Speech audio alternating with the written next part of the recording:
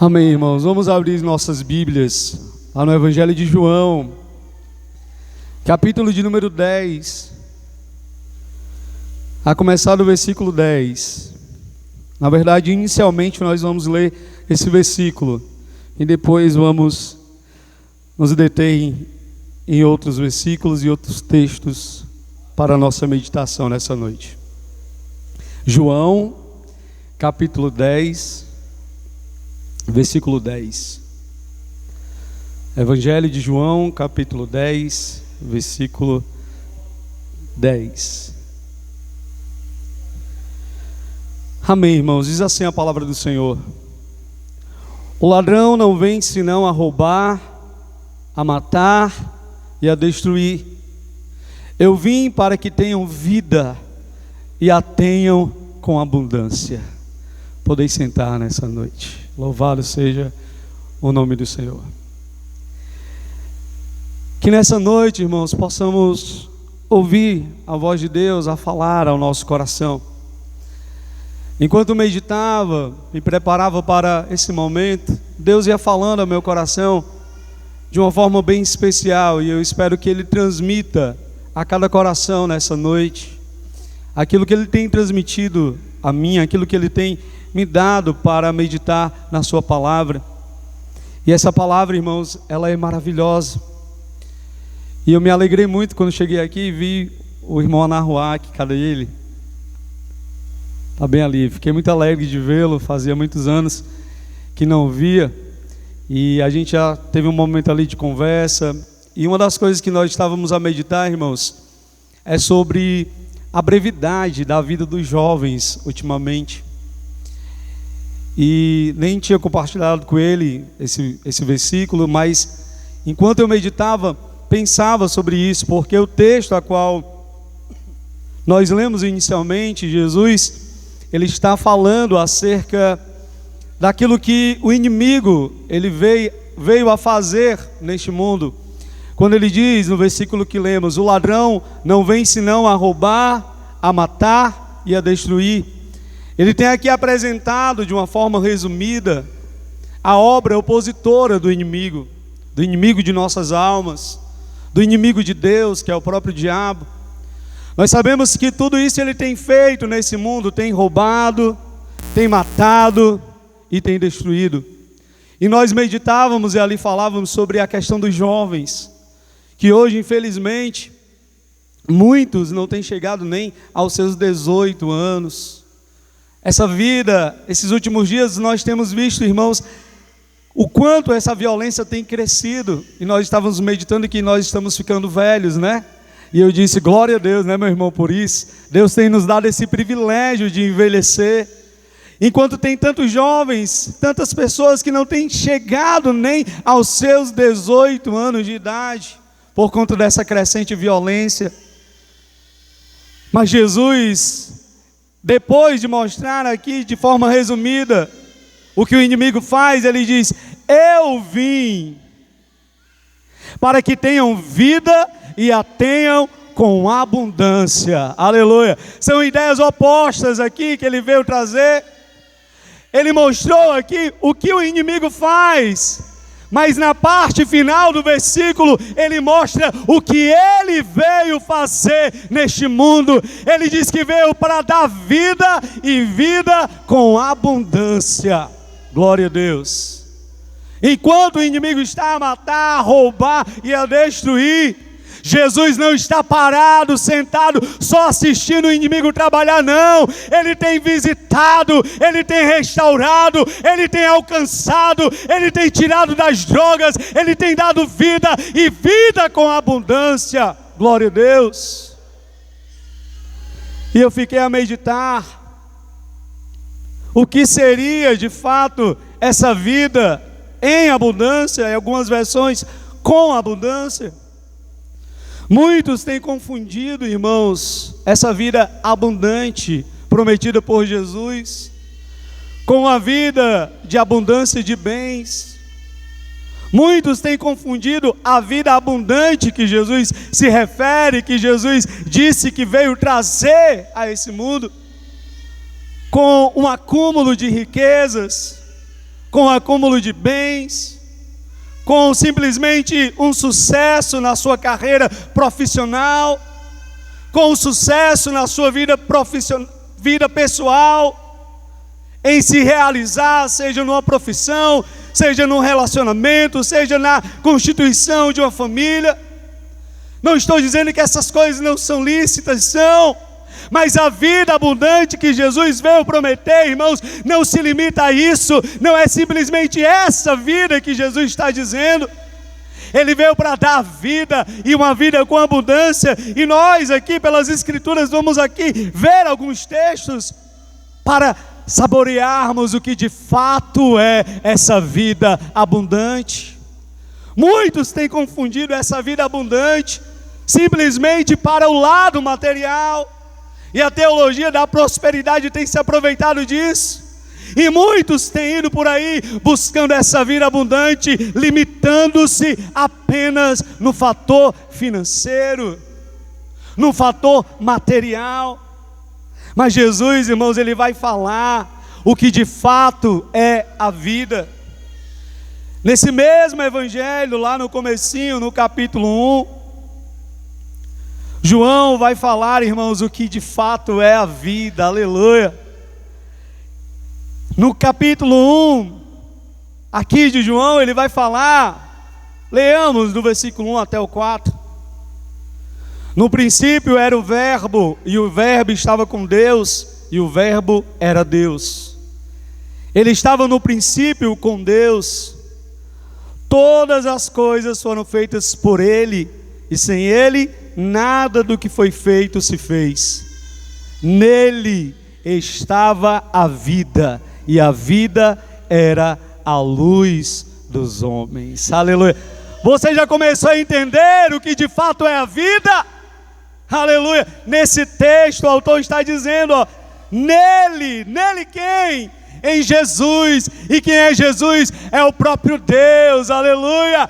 Nele estava a vida, e a vida era a luz dos homens.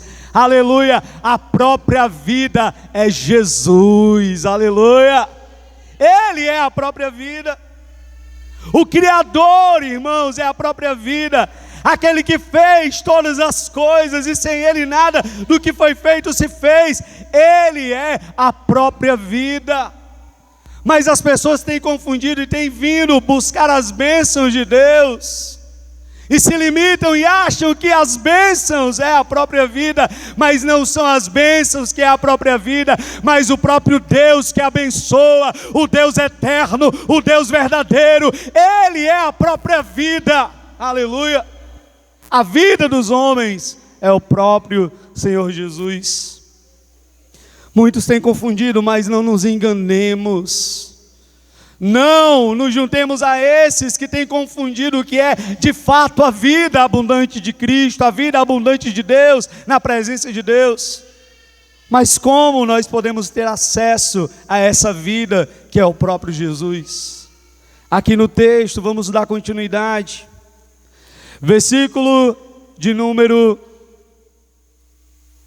10 em diante. Estava no mundo, e o mundo foi feito por ele, e o mundo não o conheceu. Veio para o que era seu, e os seus não o receberam.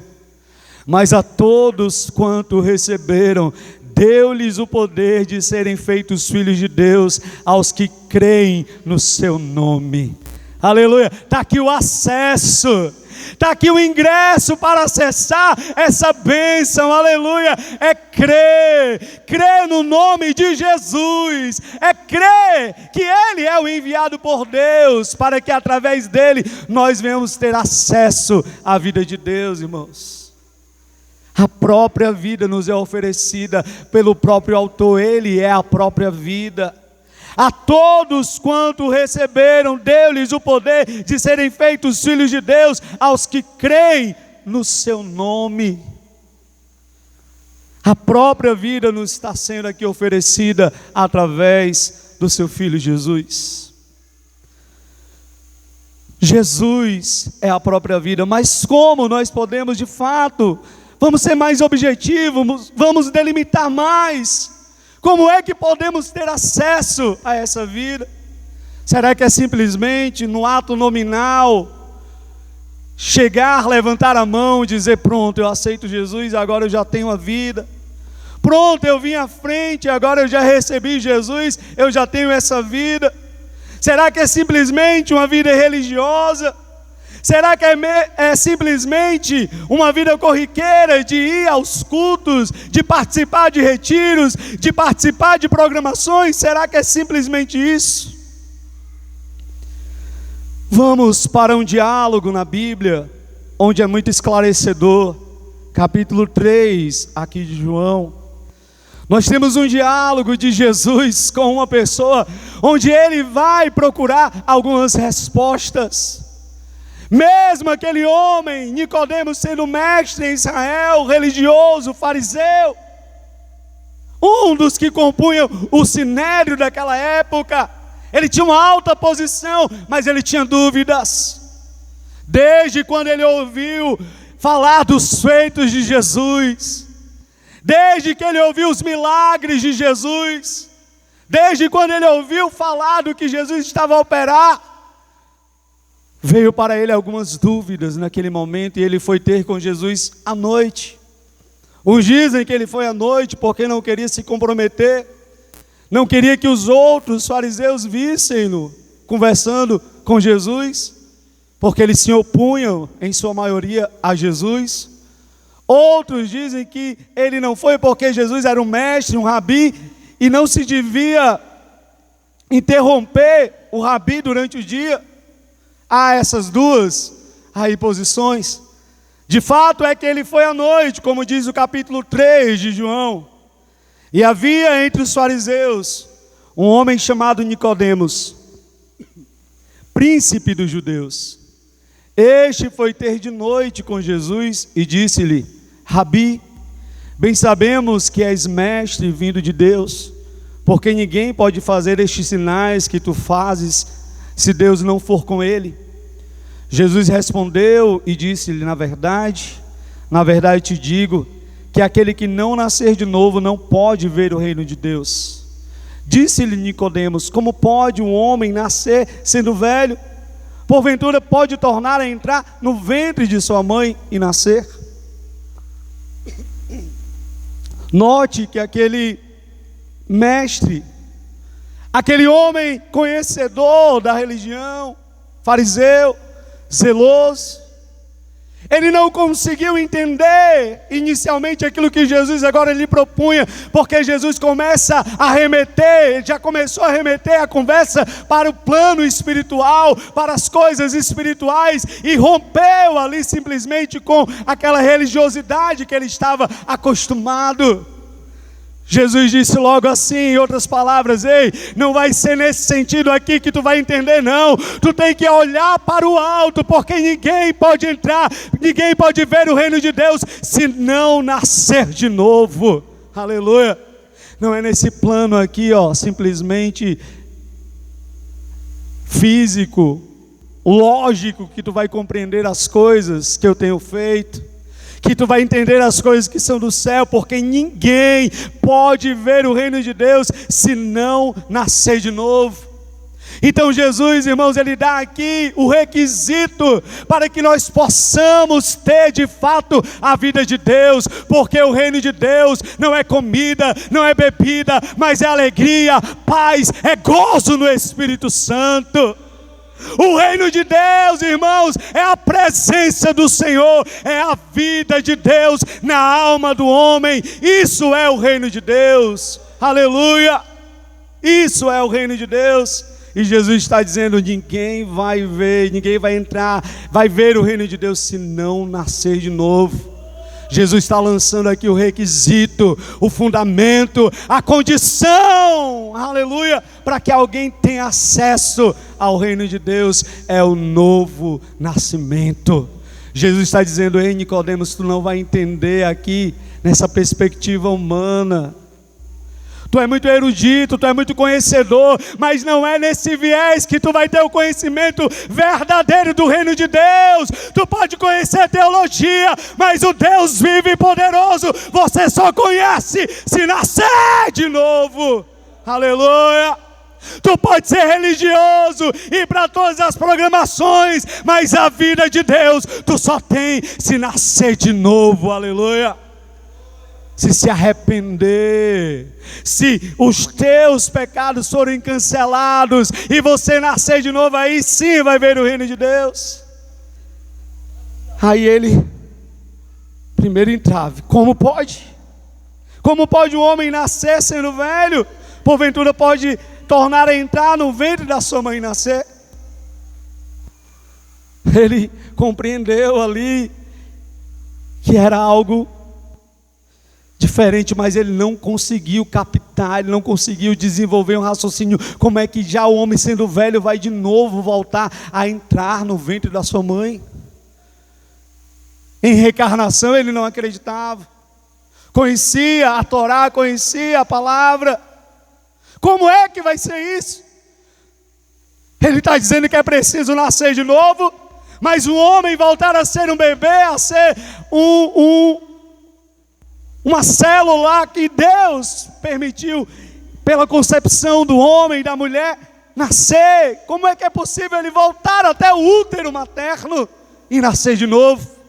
Porque a única via de nascimento é essa, irmãos, é homem e mulher, como a Bíblia diz. Aleluia, é a única via para o nascimento de uma pessoa, é um homem e a mulher se unindo, aí nascerá uma nova criatura para a glória de Deus.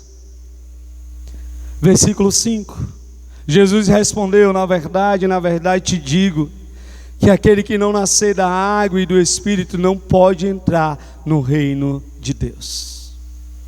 Nicodemos, não é mais aqui do sangue não é a concepção natural, não é a concepção biológica, não é a união desses dois gametas, masculino e feminino, não. Nicodemos, eu estou te falando de um novo nascimento que é espiritual, Nicodemos, aleluia. Não é biológico não, é nascimento da água e do Espírito, é o encontro verdadeiro com a vida. E sabe quem é a vida? Eu sou o caminho, a verdade e a vida, e ninguém vem ao Pai senão por mim. Só Jesus pode dar ao homem acesso a Deus. Versículo 6, o que é nascido da carne é carne, e o que é nascido do Espírito é Espírito. Jesus dá a sentença, quebrando ali todo argumento que aquele homem pudesse ter, e remetendo para uma realidade espiritual. Versículo 7, não te maravilhes de ter dito, necessário vos é nascer de novo.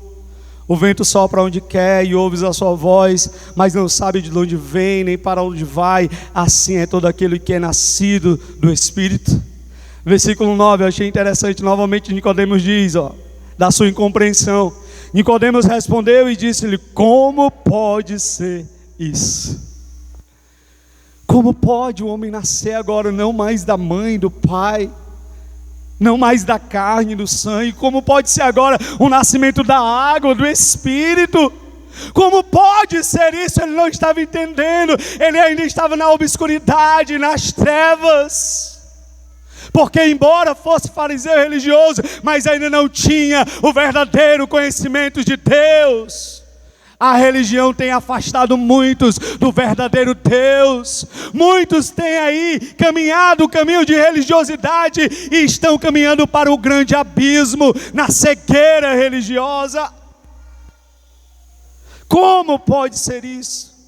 Quantas pessoas ainda estão nesse estado, não compreendem as coisas espirituais, não compreendem quando alguém lhe fala que é necessário um novo nascimento, quando alguém evangeliza e diz é necessário que você se arrependa dos teus pecados, nasça de novo para ter acesso à vida de Deus, para ter acesso ao reino espiritual. Eles não entendem, e muitos estão também dessa forma como Nicodemos. Como pode ser isso? Estão em dúvida, estão, irmãos, engodados nas dúvidas, sejam filosóficas, sejam existenciais. Muitos não entendem o porquê da sua existência, o porquê da sua vida. Muitos estão ainda nas sombras, nas trevas das dúvidas. e não compreendem como é que as coisas espirituais acontecem. Aí no versículo 10, Jesus respondeu e disse: tu és mestre de Israel e não sabe isso? Ele era mestre na religião, mas ele não era mestre ainda na espiritualidade. Ele não conhecia de fato o reino espiritual. Ele não tinha um conhecimento pessoal, experimental. Ele não tinha ainda tido o encontro pessoal com Jesus. A experiência é pessoal, o encontro é individual. Você precisa nascer de novo e ter um encontro individual com Jesus. Aleluia! A experiência do teu pai não te serve, a experiência da tua mãe também não te serve, do teu primo, da tua irmã, do teu conhecido ou do teu pastor não te serve. A experiência tem que ser individual. Você tem que nascer da água e do Espírito. Você tem que receber a Jesus como teu Salvador. Na verdade, versículo 11: na verdade te digo que nós dizemos o que sabemos e testificamos o que vimos, e não aceitais o nosso testemunho. Se vos falei de coisas terrestres e não crestes, como crereis se vos falar das celestiais? Ora, ninguém subiu ao céu senão o que desceu do céu, o Filho do homem que está no céu. E como Moisés levantou a serpente no deserto, assim importa que o Filho do homem seja levantado. Aleluia. Jesus já estava dizendo para Nicodemos o que iria acontecer, que ele veio para cumprir as profecias que dele diziam que era necessário que o Cristo padecesse, era necessário, como disse o profeta Isaías, que ele levasse sobre si as nossas dores. O pecado que nos traz a paz, o castigo que nos traz a paz estava sobre ele, e pelas suas pisaduras nós fomos sarados. Aleluia. Era necessário que isso se cumprisse. Ele está dizendo, assim como lá no deserto Moisés levantou aquela serpente de bronze, e quem olhava para ela era curado. Aleluia. Não importava se uma serpente maligna lhe picasse, se olhasse para aquela serpente de bronze, era curado. Assim é aquele que está doente pelo pecado, pronto a morrer, se olhar para Jesus, ele tem vida, e tem vida com abundância. Aleluia. Foi o que ele mesmo disse: para que todo aquele que nele crê, versículo 15, não pereça, mas tenha a vida eterna. Aleluia. Porque Deus amou o mundo de tal maneira que deu o seu Filho unigênito, para que todo aquele que nele crê não pereça, mas tenha a vida eterna. Essa vida, irmãos, que Jesus está se referindo lá em João 10, eu vim para que tenham vida e tenham-a com abundância. Essa vida é a vida eterna que não acaba. Aleluia. É abundante porque não tem fim, é eterno, é para sempre, é uma vida e é muita vida, não é pouca vida, é uma vida que vai durar até a eternidade. Aleluia. Nunca vai acabar, irmãos. Jesus está dizendo, eu vim para dar vida para vocês, e eu dou vida eu dou muita vida para vocês, eu dou vida abundante. Vocês vão ser salvos, vocês vão ter a vida eterna. E não tem ladrão que roube, não tem ladrão que mate, não tem ladrão que destrua, porque eu sou o bom pastor e eu dei a vida pelas ovelhas. Aleluia. Ele veio para nos dar a sua vida, e vida com abundância. Esse diálogo com Nicodemos, ele explica e nós entendemos. Ele começou a dizer, Nicodemos, tem que nascer de novo. Nascer da água, do Espírito. Aí ele vai dizer, aquela forma análoga lá que Moisés usou lá no Antigo Testamento, lá no deserto, já estava tipificando, já estava apontando para o verdadeiro sacrifício que iria ser feito, para aquele que iria ser levantado e verdadeiramente atrairia todos para si, e todos que olharem para ele serão salvos. Aleluia.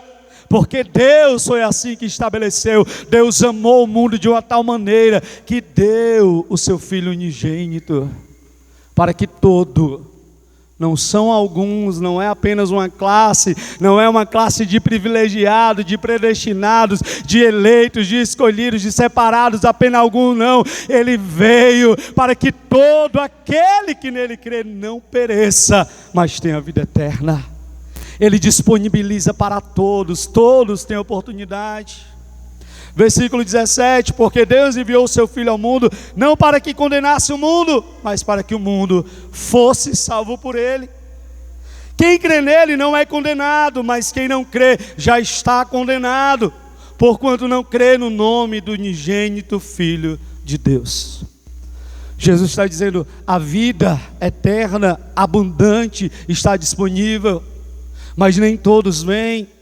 Quem crê será salvo, aleluia. Quem crê nasce de novo. Quem se arrepende dos seus pecados e deixa o Senhor entrar, ele tem acesso à vida abundante. Mas quem rejeita é condenado porque não crê nesse provimento de Deus, nessa provisão de Deus. Então a vida, não confundamos essa vida abundante com a vida material, simplesmente com um celeiro cheio, com regalias nessa vida, não. Mas a vida é a vida eterna, é aquela vida que inicialmente foi perdida lá no jardim, mas lá na cruz ela foi restaurada. Se no jardim o homem caiu, na cruz o homem é erguido para a glória de Deus. Ele tem um acesso à presença de Deus. Aqui em João capítulo 14, o próprio Jesus falando acerca desse único caminho, ele diz, irmãos, 14, versículo 6, disse Jesus, eu sou o caminho, a verdade e a vida, ninguém vem ao Pai senão por mim. Aí pulemos lá para o versículo 15 aqui do 14, versículo 15.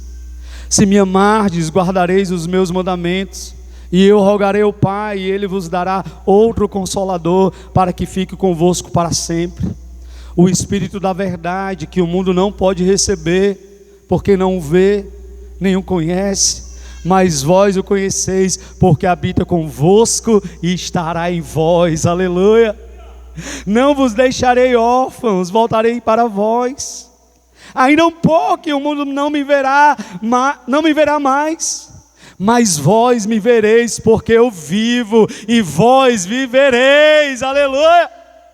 Quem está em Cristo, irmãos, tem a vida. Nós passamos da morte para a vida. Versículo 20, naquele dia conhecereis que estou em meu Pai, e vós em mim, e eu em vós. Aquele que tem os meus mandamentos e os guarda, este é o que me ama. Aquele que me ama será amado de meu Pai, e eu o amarei, e me manifestarei a ele. Versículo 23, Jesus respondeu e disse, se alguém me ama, guardará a minha palavra, e meu Pai o amará, e viremos para ele, e faremos nele morada. Isso é vida abundante, é o Pai morando em você, é o Filho morando em você, é o Espírito Santo morando agora em nós, é o próprio Deus morando dentro do crente. Isso é vida abundante, aleluia. Era o pecador que estava distante de Deus, no pecado, na cegueira, mas agora, por receber a Jesus, o Pai vem morar nele, o Filho vem morar nele. Ele não está mais órfão, mas ele recebeu o outro Consolador, o Espírito Santo. Isso é vida abundante, é Deus morando dentro de nós, é Deus habitando dentro do crente. Jesus diz, quem guarda minhas palavras, o meu Pai o amará, e viremos para ele e faremos nele morada. Ele mora em nós. Ele não é só visitante, não. Ele é aquele que mora dentro de nós. Desde o dia que nós nascemos de novo, Ele passou a habitar dentro de nós. Ele mora dentro de você, crente. O Pai, o Filho, o Espírito Santo, aleluia, agora faz morada na tua vida, na minha vida, na nossa vida. Isso é vida abundante, aleluia. é a vida eterna, é Deus morando dentro de nós. Voltemos lá para o texto inicial de João, capítulo 10. Aí eu fui ler o comecinho, irmãos, lá do capítulo 10. Eu comecei com o versículo 10, mas aí eu voltei e fui meditar nos outros versículos de João 10. Na verdade vos digo, versículo 1, que aquele que não entra pela porta no curral das ovelhas, mas sobe por outra parte, é ladrão e salteador. Aquele, porém, que entra pela porta é o pastor das ovelhas. A este o porteiro abre, e as ovelhas ouvem a sua voz, e chama pelo nome as suas ovelhas, e as traz para fora. E quando tira para fora as suas ovelhas, vai adiante delas, e as ovelhas o seguem, porque conhecem a sua voz. Mas de modo nenhum seguirão o estranho, antes fugirão dele, porque não conhecem a voz dos estranhos. Jesus disse-lhes esta parábola, mas eles não entenderam o que era que lhes dizia. Tornou, pois, Jesus a dizer-lhes: em verdade vos digo que eu sou a porta das ovelhas.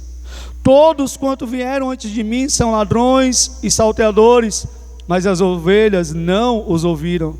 Eu sou a porta.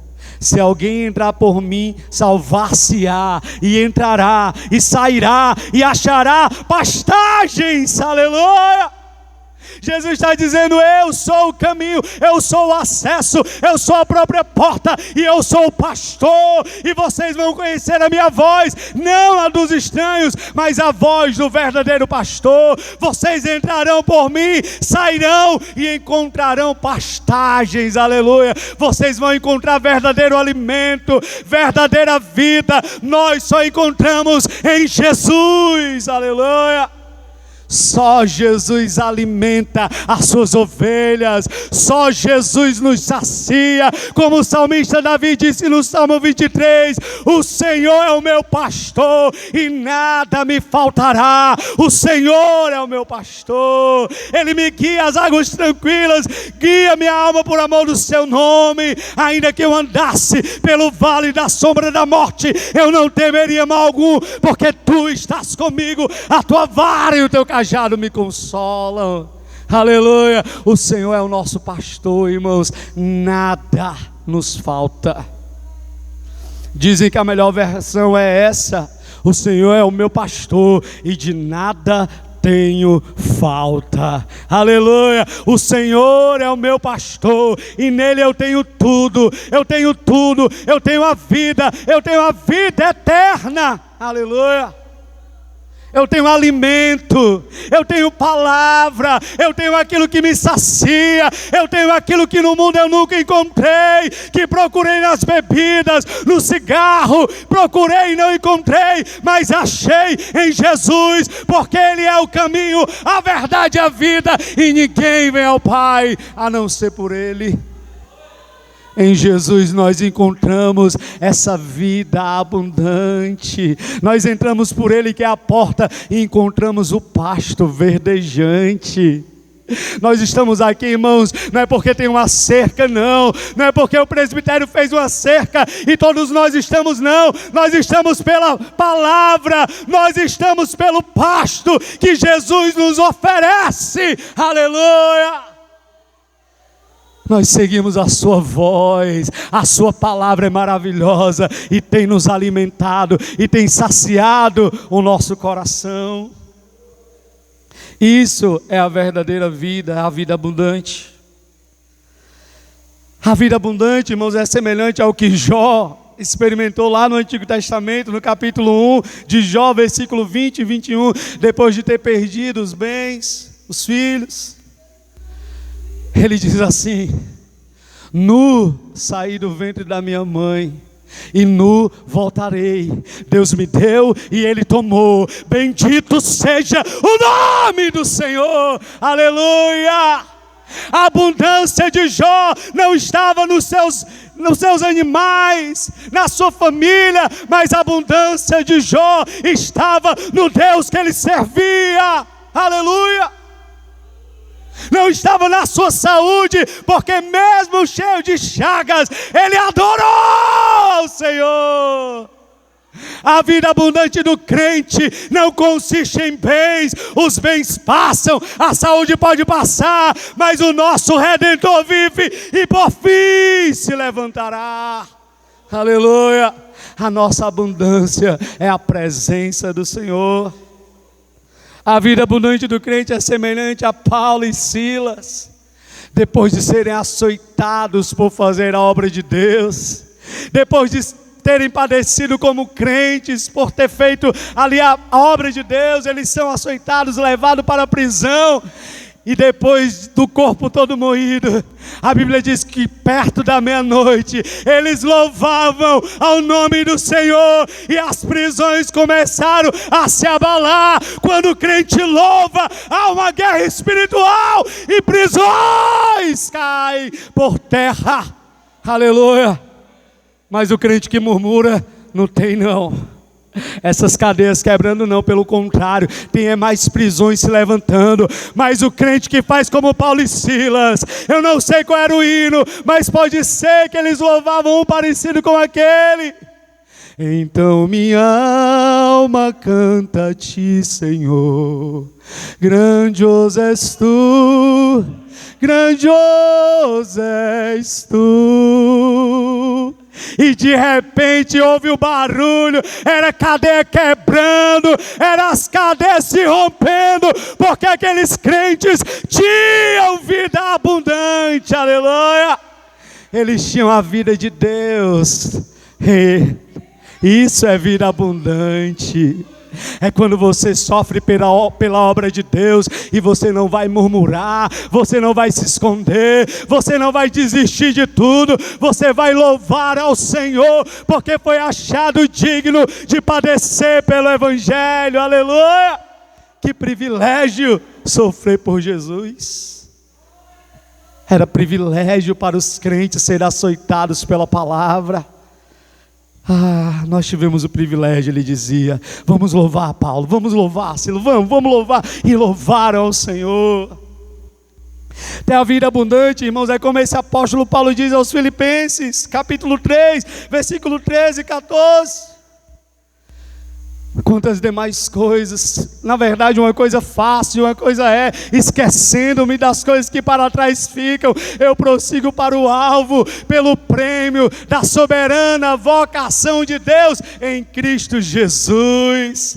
Ele considerou todas as coisas como esterco, porque agora o seu alvo era Cristo, aleluia. A vida abundante, irmãos, é agora fazer uma coisa só, e sabe que coisa é essa? É olhar para Cristo, autor e consumador da nossa fé, é prosseguir para o alvo pelo prêmio da soberana vocação de Deus em Cristo Jesus.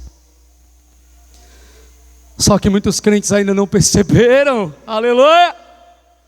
Muitos crentes, infelizmente, ainda não perceberam que já têm a vida abundante. Muitos ainda estão, parece que esperando essa vida abundante. Será que é nesse retiro que eu vou ganhar a vida abundante? Será que é naquele culto que eu vou ganhar a vida abundante? Ei, crente, você já tem a vida abundante. Se você nasceu de novo, se você já recebeu Cristo, você já tem a vida de Deus, e é vida abundante, porque é eterna. Ninguém pode tirar mais de você, aleluia. É eterna essa vida que Ele te deu. Mas tem crente ainda vivendo como alguém que não tem ainda essa vida abundante. Parece que tem só um pouquinho de vida, parece que é só um gotinho de vida. Mas não, irmão, nós temos a vida abundante. Lá no Antigo Testamento, 2 Reis, capítulo 6, versículo 14, vamos ler para encerrarmos nessa noite. 2 Reis,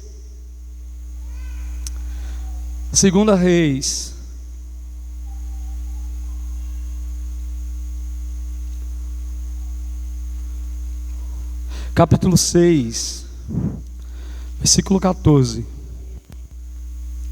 2 Reis 6, 14. Então enviou para lá cavalos e carros e um grande exército os quais vieram de noite e cercaram a cidade. E o moço do homem de Deus se levantou muito cedo e saiu. E eis que tinha um exército, tinha cercado a cidade, com cavalos e carros. Então o seu moço lhe disse: ai, meu senhor, que faremos? E ele disse: não temas, porque mais são os que estão conosco do que os que estão com eles. E orou Eliseu e disse: Senhor, peço-te que lhe abra os olhos para que veja.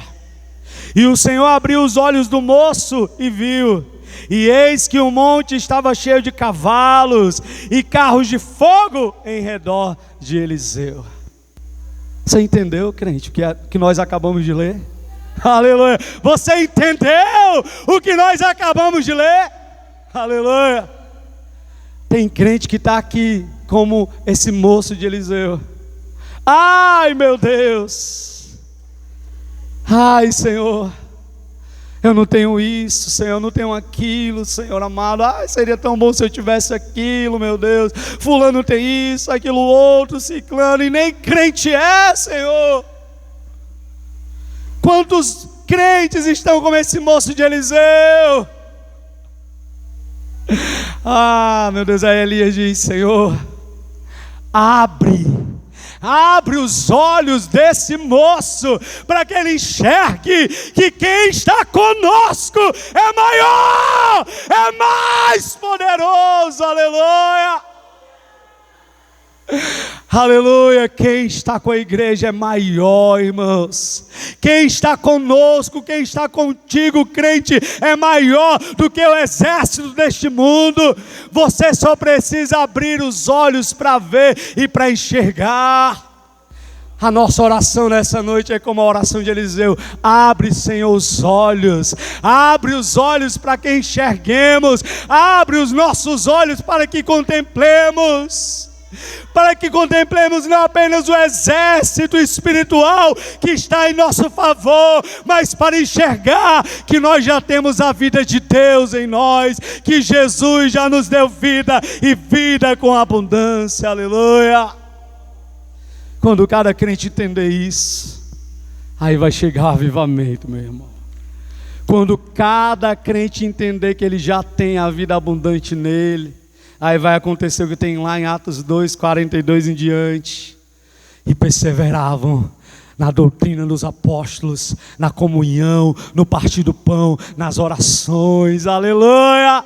Em cada alma havia temor, aleluia. Eles tinham tudo em comum, era uma unidade, uma comunhão. E todos os dias acrescentava o Senhor à igreja os que iam sendo salvos. E aquela igreja avançava em poder, caindo na graça de todo o povo. E Deus operando, e Deus salvando, e Deus transformando, e Deus alcançando vidas, aleluia.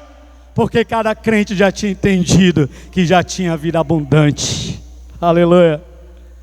Podia não ter um centavo no bolso, mas tem o nome escrito no livro da vida, aleluia. Os discípulos voltaram alegres da primeira missão, porque os demônios se sujeitavam a eles, os enfermos curados. Jesus disse: ei, eu vi Satanás cair como raio, relâmpago. Não se admirei porque os demônios se sujeitam a vocês, não, antes porque o vosso nome está escrito no livro da vida. Essa é a vida abundante, crente, o teu nome escrito no livro da vida. Vamos ficar de pé nessa noite. Chama aqui os irmãos, vamos louvar ao Senhor, irmãos.